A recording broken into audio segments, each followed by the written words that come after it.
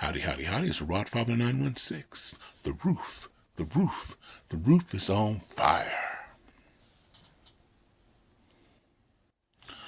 I'd like to think I'm a positive person.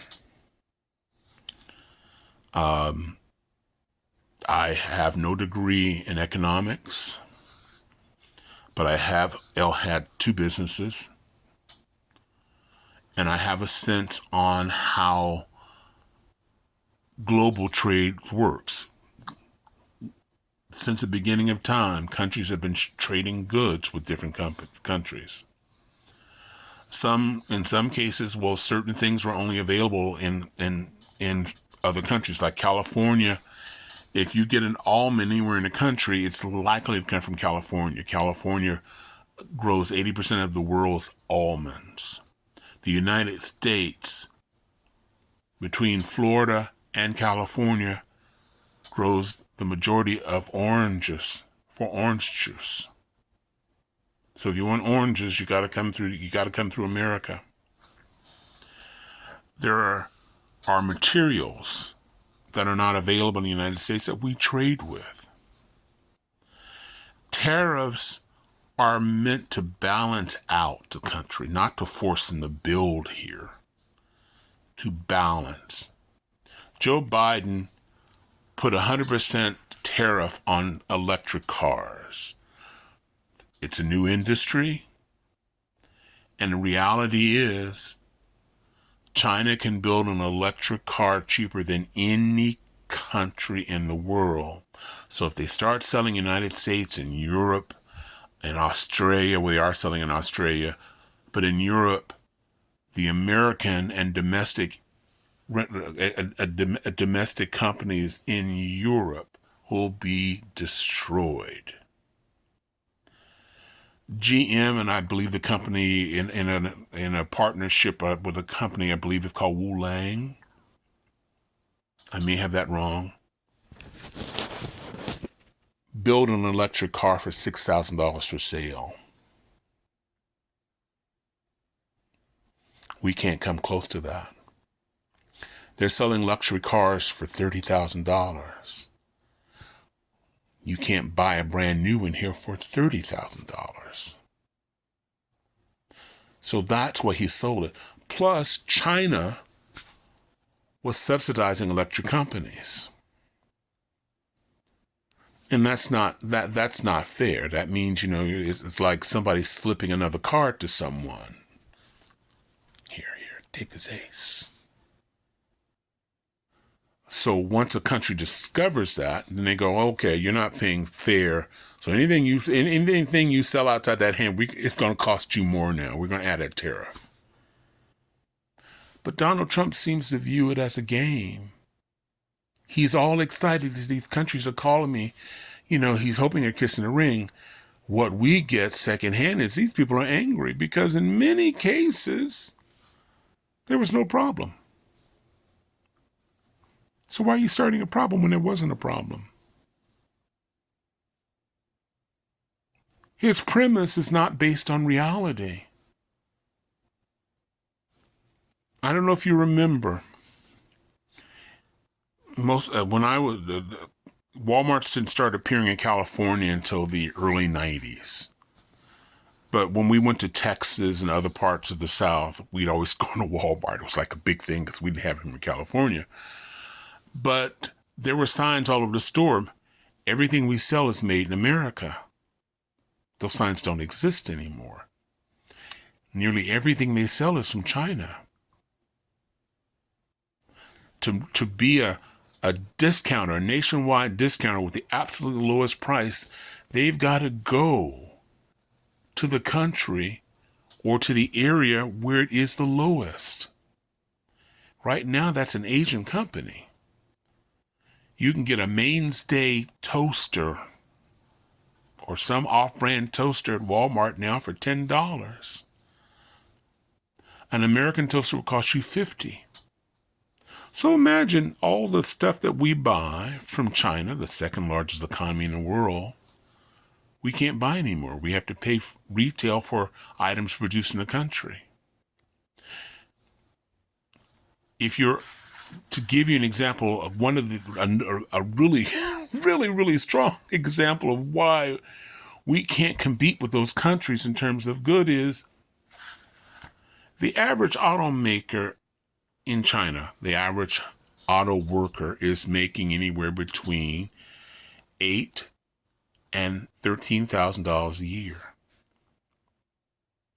Do you know that's less than minimum wage in the United States? How many people are willing to work minimum wage to sell a product here? We'll take a pay cut. We're helping Americans out. Nothing else is going down. Just the toaster that we produce or the car we produce. You know, if you work in the U.S., South Carolina, you're making between $35,000 and $60,000 a year as an auto worker.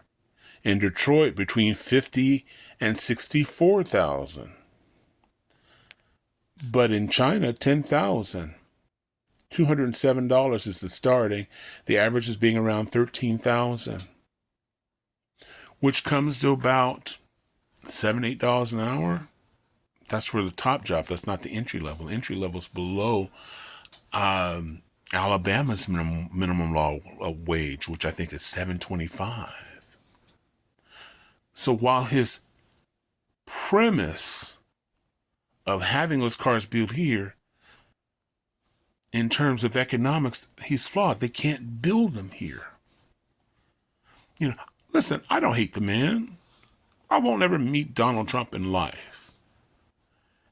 But I'm an American, and what he and those two houses affect me. So yes, I want him to win. But right now, he's burning the roof down. And meanwhile, in the basement, you have the Senate and you have members of Congress. They have the fire hoses. They can put the fire out. They can overrule him and say, no. From this point forward, any tariff that you propose has to be approved by us. But they're not doing that. They're afraid. The men are afraid. They don't want to upset the Donald, even though the roof is on fire.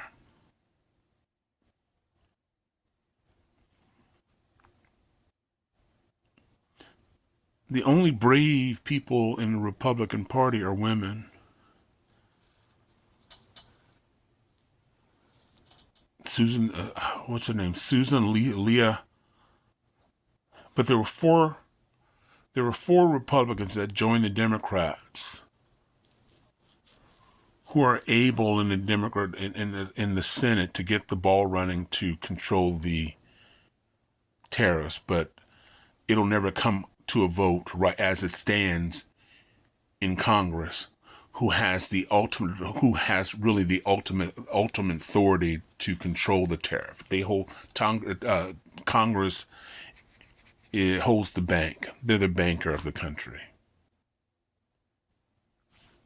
Just that simple. But they're afraid. And when you hear somebody like Ted, every time I breathe, I smell Donald Trump, say, if this keeps getting worse, it's going to be a bloodbath for the Republicans in 2026, which is when? Next year. And those people who voted for Donald Trump based on the economy, based on a better America, are disappointed. And those people may not vote for a Democratic candidate. They'll just sit this one out.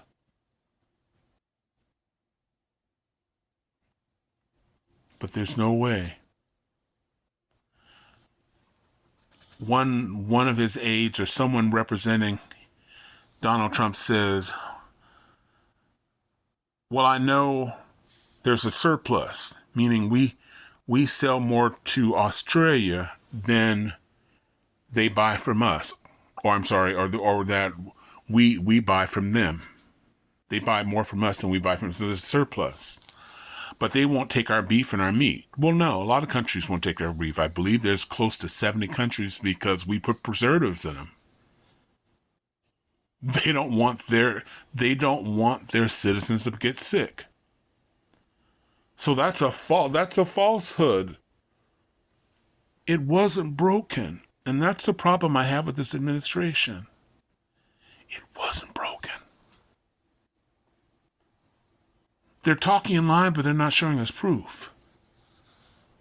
From Elon Musk to Bill Johnson. They're saying it's broken, but they can't show us proof. Where's it broken? Show us. We're going to dismantle we're going to dismantle the Department of Education because it's broken. Where's it broken? Well, it's losing a lot of money. There's a lot of waste. Where's the waste? Show us. Most of us could swallow that. But just to say it, I mean, look at me. I'm 116 pounds. Really. Hand on Bible. I'm going to end here. This is the Rod Father, wishing everybody love, joy, peace, and happiness. Contact your representative in the Senate. Contact your representative in the House. Lean on them. Watch what they're voting, how they vote. This is not just their America. This is yours. And you have the power to determine whether they stay in their seat or they leave. Sometimes they forget that. Last week was a reminder. April 19th, it'll be larger unless something happens. And I hope it does, because I don't want us to fail. I'd love for Donald Trump to be right. But even his friends have lost $7 trillion